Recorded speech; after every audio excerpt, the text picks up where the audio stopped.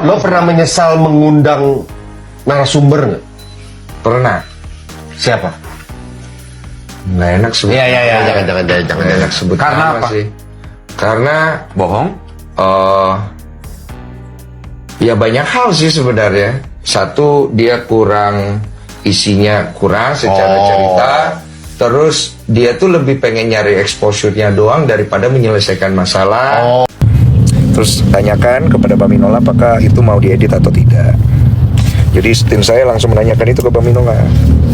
Terus kata Bang Minola, ya nggak apa-apa kan, itu juga sudah rame juga, nanti paling saya klarifikasi. Tapi kalau mau diedit juga nggak apa-apa, kata Bang Minola seperti itu. Tapi setelah saya lihat Bang Minola udah klarifikasi, saya pikir ya sudah, nggak perlu diedit, karena takutnya nanti ke depannya itu bisa jadi barang bukti. Dan kalau diedit nanti dibilang saya menghilangkan barang bukti atau memalsukan barang bukti. Gitu. Bukti mas sekarang udah ada AI bisa dirubah bang pakai ChatGPT. Bisa, tapi kan bisa ditelusuri itu. Nggak mungkin nggak bisa. Kemarin abang nanya masalah live mesra, tapi jawaban dia nggak nyambung. Memang agak kurang nyambung jawabannya, karena dia menjelaskan bahwa sebenarnya dia itu kepengen live dari rumahnya. Ini yang gue tangkep ya. Dan dia tuh senang karena dia punya waktu sama anak-anaknya. Nah, kurang nyambungnya adalah harusnya jawaban itu kan dijawab apakah itu bagus atau tidak kan. Harusnya kan dijawab ya itu kurang bagus, bla bla bla bla bla bla gitu kan. Baru dia jelaskan kalau sebenarnya kenapa dia ngelakuin itu, karena dia pengen gini-gini. Nanti kalau kedepannya sih kalau bisa sih jangan gitu lagi lah saya gitu. Maksudnya begitu kan gitu. Tim SW kayaknya Bang Densu. Lo atur lah gue mau tim SW, tim Ruben. Gak ngaruh apa-apa sama hidup gue. Iya, pas gue nambah, ya Allah innalillahi, begini pantes otaknya juga nggak nyambung, tapi ngomong orang nggak nyambung, kayak si paling pintar di sosial media, begitu ketemu, ya Allah, bukan mau merendahkan, kau aja begitu. Terus gue pergi ngomong orang, manusia masih udah ada kerja, bukannya sibuk ngurusin suami, sibuk ngurusin kerjaan, ya Allah. Bang Densu sabar ya. Tanggapannya dibilang berat sebelah. Biji gua nih berat sebelah nih. Nih, isep biji gua nih. maaf. Udah mulai agak-agak keluar nih bangsat gua nih. Dipikir gua kagak berani. Lu cari artis Indonesia yang mulutnya berani. Adu sama gua anjing-anjingin lo. Ketemu sekalian juga gua takut. Kalau gua bener kenapa gua takut? Titit kau. Iya, gue coba cari kolom komentar orang. Iya emang Densu begini. Udah gue catet tuh, gue cari-cari IP-nya, ya kan lokasinya di mana. Ini kampret ini ntar gue kontenin nih biar buat exposure lumayan lucu nih, sempak monyet gue bilang. Iya. Begitu udah dihantam balik, kabur berceceran. Takut. Iya, datang main keroyokan. Ya elah. Gue waktu sekolah sering begitu, ketemu teman beraninya keroyokan, tapi begitu ditantangin sendiri, ya elah, kayak curut kena air panas bang. Kayak kenapa dukung Sarwenda bang? Di mana gue dukung Sarwenda coba? Dua-duanya gundang. Ya kalau satu orang doang yang diundang, nah, baru kau bilang kayak begitu. Bener gak omongan gue? Benar. Lah, kalau satu orang doang gue undang, satu pihak doang, baru kau boleh ngomong begitu. Nah dua-duanya gundang. Biarlah mereka ngoceh bang. Ya biarlah juga aku marah-marahin kau yang ngoceh-ngoceh itu.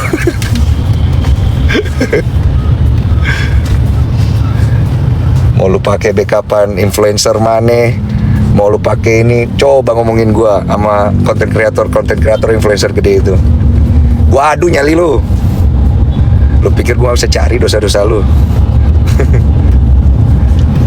Kita tes aja, tes nyali, tes power, tes semuanya. Gua dapet dosa lu. Gue bakar tuh dosa.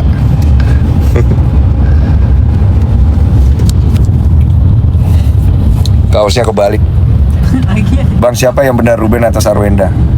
Malah gue tahu itu urusannya mereka, kalau kalian nilai sendiri lah. Ntar nurun ke Bial suka sumpah serapa kayak gitu bang. Gak apa-apa anak-anak gue. Lurus saya anak lu. Gue yang didik kok. Kalau perlu gue kasih tau Bial, kalau ada orang sombong, sombongin lagi. Mau apa lu? Anak-anak gue yang ngajarin. kok lu yang ngatur? Kayak hidup lu udah bagus. Jangan sombong bang. Lah kan gue pebasket sombong Cahya. Sesekali undang dua belah pihak bersamaan pasti seru itu. Kagak bakal mau lah, susah.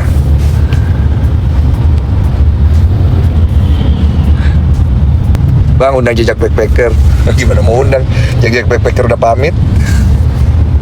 Pasti Sarwenda mau ke Dedi juga. Backingan gue influencer terlalu. Bang undang sama Maxim. Bang Miel mana bang? Bang konten apa lucu banget nih, kulit wajahnya kencang pakai apa? Pakai sombong face wash. Bang kalau Sarwenda lockout pasti orang-orang ini pada bela Sarwenda. Wek. Baju terbalik, oh boy dapat gift. Makasih Huraso. Bang Ruben sama Sarwenda kawinin lagi ngomongin apa ini? Bang undang saya malu mas. Udah. Bang kemarin kok kesannya nggak netral sih? Gue susah jawab kayak begituan. Soalnya gue baca di kolom komentar itu bingung sendiri gue. Yang pendukungnya Sarwenda bilang gue nggak netral. Kesannya nanya-nanya Sarwenda tuh mau jokin. Terus pendukungnya RO bilang gue nggak netral. Kesannya nanya-nanya pengacaranya mau jokin. Jadi dua belah pihak bilang gue nggak netral. Jadi gue bingung. Jadi gue bingung gue netral kemana, nggak netral kemana, nggak ngerti gue. Jadi menurut gue, kalau kalian merasa gue nggak netral, itu oke, nggak apa-apa. Gue nggak akan bisa jawab itu. Karena gue bertanya ya menurut apa yang ada di luar. Kalau orang yang nggak mau jawab nggak usah jawab. Kan gue udah briefing di awal. Kalau saya tanya, nggak mau jawab jangan jawab. Karena saya nggak mau nanti merasa dipaksa untuk menjawab. Kedua, kalau misalnya pada saat podcast merasa jawabannya tidak ingin dimunculkan, kasih tahu setelah podcast supaya kita edit. Nah itu hak kalian. Tapi kalau lu minta skrip atau pengen di skripkan, itu nggak bisa sama gue. Gue tidak bisa di setir atau di setting oleh siapapun, nggak bisa. Karena udah banyak yang mau setir setting untuk itu, bahkan dengan uang nggak bisa. Tidak saya kasih. Karena saya berbeda dengan kalian orang-orang yang mungkin merasa bahwa nggak apa-apa lah kalau begini nggak bisa.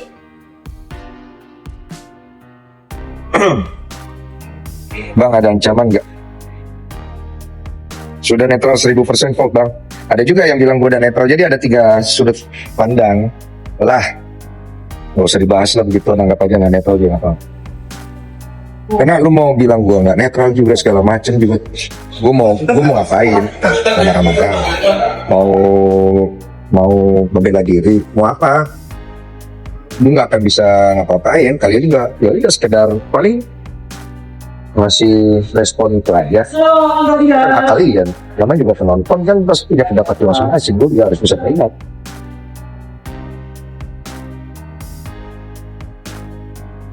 Gue tetap penonton setia menurut gue. Makasih bos. Deh gue mau lanjut sepatu dulu nih. See you guys, thank you. Nanti kita balik lagi. Bagaimana kok Densu bisa netral saat podcast? Saya adalah orang yang paling tahu apa yang terjadi, bukan netizen. Karena saya orang yang berinteraksi langsung, melihat langsung, tapi saya tidak publikasikan. Yang saya publikasikan adalah apa yang mereka sampaikan keterangan di podcast itu saja. Karena ada etika saya. Saya tidak boleh intervensi untuk melakukan hal itu, nggak boleh. Biar mereka menyelesaikan masalahnya masing-masing. Supaya mereka apa? Belajar dewasa. Saya akan ditekan pasti dengan komentar dari fans dua belah pihak. Itu saya terima, saya ngerti. Karena setiap fansnya pasti merasa bahwa kalau orang yang didukung kurang bagus, pasti dia akan serang hostnya. Nggak mungkin enggak. Pasti. Fans yang ini merasa, hostnya yang diserang. Kalau yang ini hostnya yang diserang. Jadi, mau nggak mau, kalau saya mau bikin senang semua orang, saya harus bikin orang ini kelihatan bagus, kelihatan ini supaya fansnya senang. So, saya akan menjadi people pleaser. Saya bikin podcast ini untuk membantu orang menyuarakan pendapatnya. Biar nanti Tuhan yang menentukan orang ini benar atau tidak. Pernah gak kok berpihak ke satu sisi dan geram ke sisi lain tidak mengatakan yang sebenarnya? Kalau ditanya masalah itu sebagai manusia, jujur saya tahu mana yang harus saya bela. Tapi jujur tidak ada satupun orang bisa tahu yang mana yang benar, mana yang salah 100% kecuali saya. Tapi kok Densu mau gak bela satu pihak? Tidak boleh. Tapi pingin kan kok? Oh, manusiawi. But you cannot do that. Karena ini adalah tempat podcast. Kalau saya melakukan itu, berarti saya tidak fair kepada yang satu lagi. Karena itu bukan masalah saya. Saya cuma menyediakan tempat, silakan. Kalau memang dia merasa pertanyaan saya terlalu menyudutkan, nggak usah dijawab, karena sebelum podcast saya sudah briefing. Kalau pertanyaan saya menyudutkan, jangan jawab. Gitu. Dan kalau orang itu merasa tidak nyaman, jangan jawab, karena saya nggak mau podcastnya nanti orang merasa nggak nyaman. Karena kan tujuan saya kan, saya nggak ada kepentingan tuh, kecuali kita cari AdSense saja gitu. Jadi kalau misalnya orang bilang Densu cari cuan doang, kayaknya nggak cuan doang. Cuan salah satunya, tapi yang gue cari adalah bagaimana orang itu bisa belajar untuk memperbaiki kesalahannya. Bisa nggak? Saya pengen dengar dari dia. Saya pengen tanya kira-kira bagaimana dia menjawab pertanyaan ini, supaya dia belajar memperbaiki apa yang kurang, apa yang salah dari hidupnya. Supaya apa? Supaya dia menjadi lebih baik. Hanya itu saja. Kalau saya mau nggak netral, ya gampang aja. Saya tinggal crossing ke sini, selesai. Tapi tujuan saya adalah memberikan tempat orang bisa ngomong. Mau lu benar, mau lu salah, mau menurut gue ini ya lu ngomong. Supaya nanti dia belajar. Ada orang yang dulu pernah saya podcast, saya tahu dia orang nggak beres. Tapi saya, ya udah, saya tanya dia jawab, saya tanya dia jawab, saya tanya berapa kali jawab, ya udah. Sampai suatu hari dia datang ke saya, Bang, kenapa sih waktu itu lu nggak serang gua aja? Maksudnya kan lu tahu kalau gua salah dan gua bohong. Buat apa? Gua bilang, gua bukan musuh lu belajar lah dari kesalahan lu. Tapi kenapa waktu itu abang punya kesempatan nyerang saya, abang nggak pakai? Udah, saya tempat podcast, bukan tempat menghakimi lu. Makasih ya bang, gue banyak belajar dari tempat gue cerita podcast lu. Gue akhirnya sekarang tahu gue banyak harus perbaiki diri. Oh iya, sama-sama, itu yang gue mau, itu yang gue harapkan. Setelah podcast viral dan sampai ada yang diserang netizen, apa ada yang sampai marah ke Kok Densu?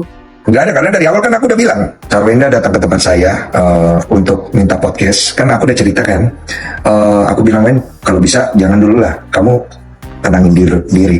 Seminggu kemudian dia datang lagi, kok saya bisa nggak pakai hak jawab saya di sini? Kamu bisa hubungi infotainment lah, gitu. Terus kok tuh orang paling lurus yang pernah saya temukan. Waktu saya bikin salah, kok orang pertama yang ngomong belak-belakan ke saya, negur, ngasih tahu supaya saya perbaiki. Jadi menurut saya di sinilah tempatnya, karena saya bisa bicara dan kok silakan tanya apapun itu.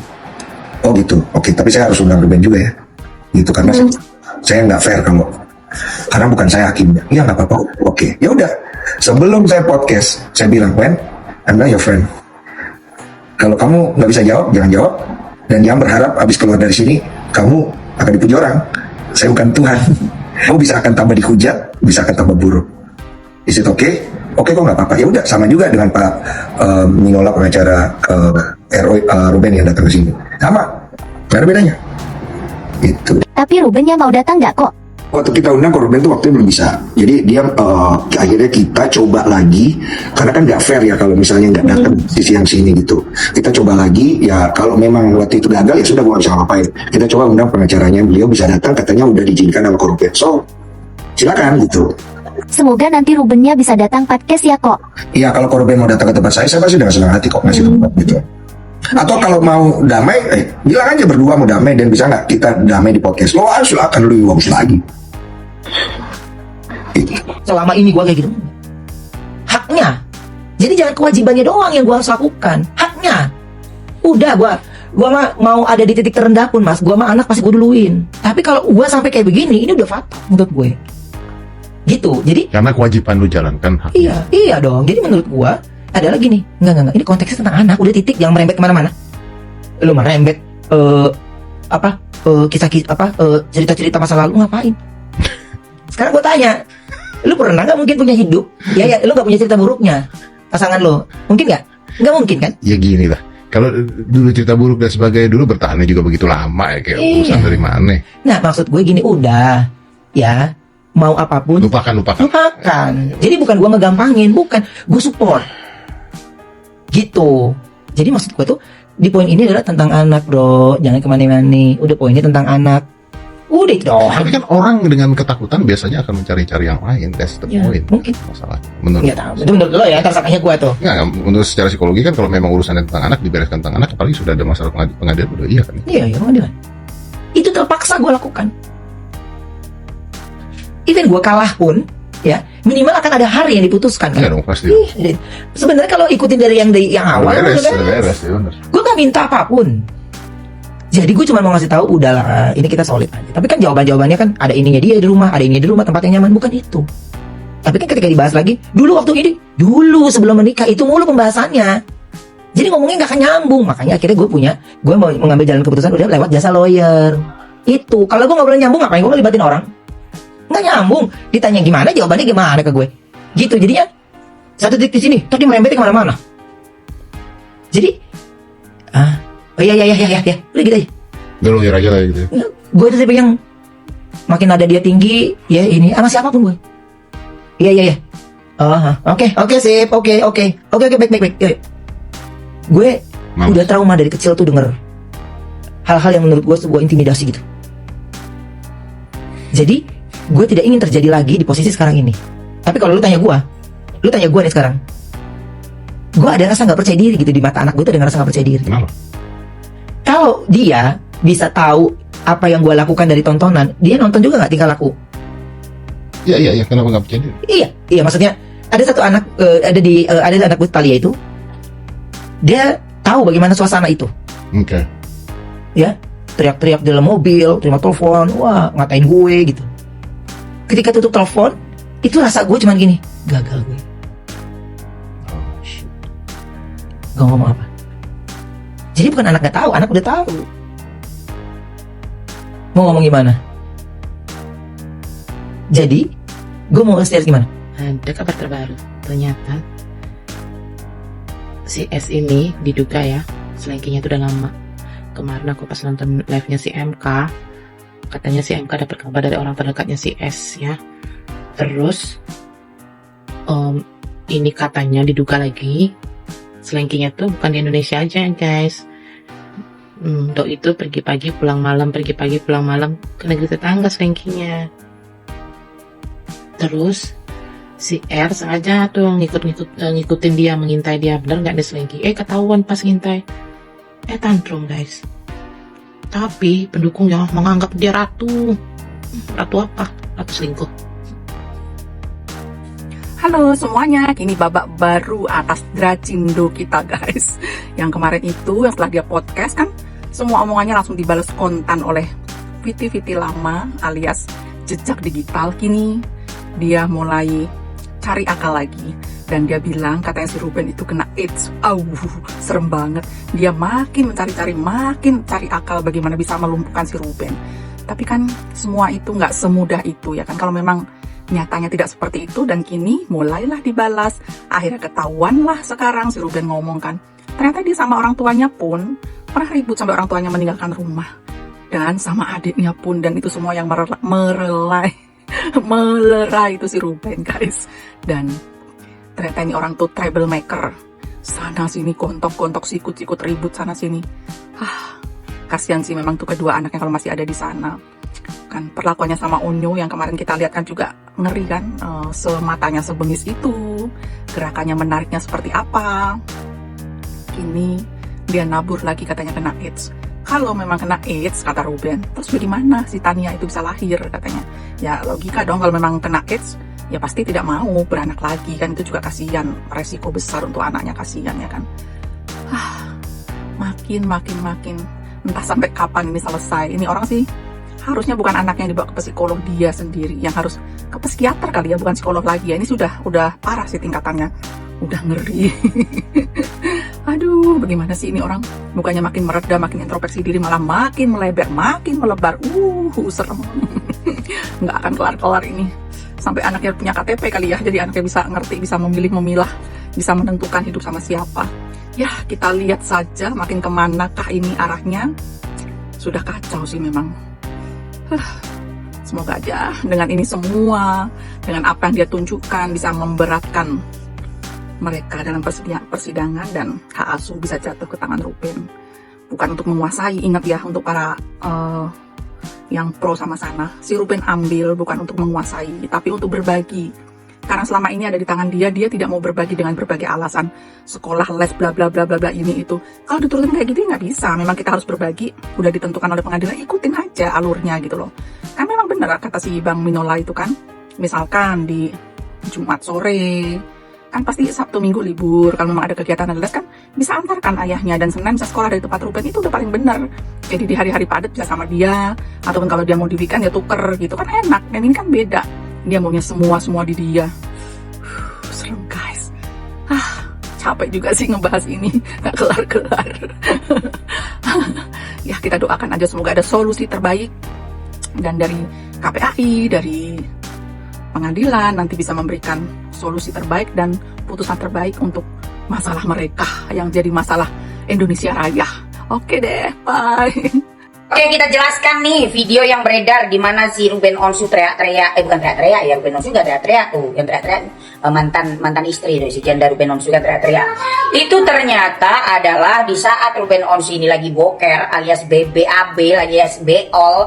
Nah ini Mbak SW ini mempertanyakan kepindahan ke hotel. Itu bisa nggak dirubah jadwalnya atau dimajukan atau intinya dirubah begitu. Ruben Onsu mengatakan ya nggak bisa semudah itu, gitu loh intinya, makanya meledaklah semua yang seharusnya tidak perlu diledakkan. Kalau toh pun si Ruben Onsu ikut sedikit emosi di mana dituduh mengikuti Mbak SW atau gimana sampai dia emosi, ya karena kondisi keadaan mules alias ngising alias kepesing, jadi wong ngising wae lo dimusuhi kan, ini kan seperti itu kalau kita melihat dari penjelasan si Ruben Onsu.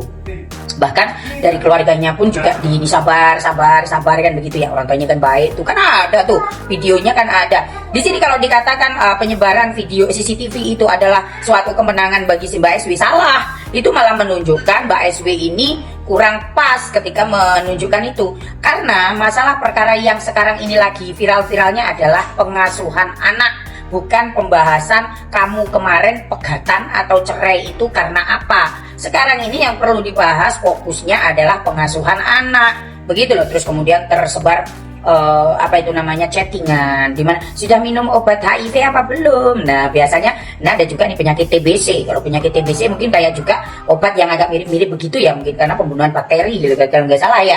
Iya, aku nih kami jabang bayi itu sampai nanti TBC itu bilang medalik ya, yang penyembuhannya itu memang harus 6 bulan berturut-turut dan tidak boleh dijeda. Iya gini jajal. Jadi kalau dikata CCTV itu menguntungkan siapa? Ya, menguntungkan Ruben Onsu. Karena apa? Menunjukkan karakter yang sebenarnya si Mbak Wenda tanpa harus ditutup-tutupi, dan karakter si Ruben Onsu yang sudahlah. Nah kan seperti itu, berusaha untuk menghindari. Gitu ya, buzzer jangan keterlaluan. Iya nggak heran Salsabella kok bisa-bisanya bilang dia melindungi si Gio yang mau dijadikan sasaran, yang mau ditarget apa? Ih, aneh juga. Wes ngene ya. Yo, bacaan gue penyok cah. Cici Thalia dan Tania tambah gede gimana? Langkah ini malah ngerugiin masa depan anak-anaknya sendiri. Saya begini itu karena ini loh gitu.